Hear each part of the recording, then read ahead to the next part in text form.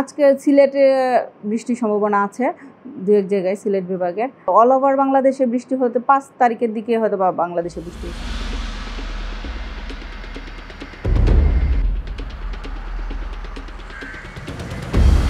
তাপপ্রবাহ কিছুটা কমে আসবে, অঞ্চল ভেদে কিছুটা কমে আসবে, হয়তো বা রাজশাহীর দিকে হয়তো বা কিছুটা থাকবে, কিন্তু পরিমাণটা কমে আসবে।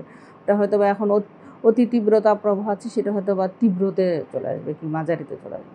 ওয়ালটন ফ্রিজ কিনে অনেকের মতো আপনিও হয়ে যেতে পারেন মিলেনিয়াল সেরা পণ্যের সেরা অফার। তাপপ্রবাহটা বিক্ষিপ্তভাবে সারা দেশেই থাকবে, হয়তো বা রাজশাহী, ওই যশোর, খুলনা বিভাগের।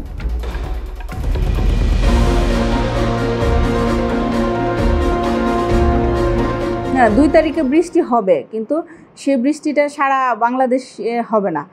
সিলেট, চট্টগ্রাম আর ঢাকা বিভাগের কিছু কিছু জায়গায় বৃষ্টি হবে, সেটা আস্তে আস্তে বাড়বে, বৃষ্টির এরিয়াটা বৃষ্টির বাড়বে।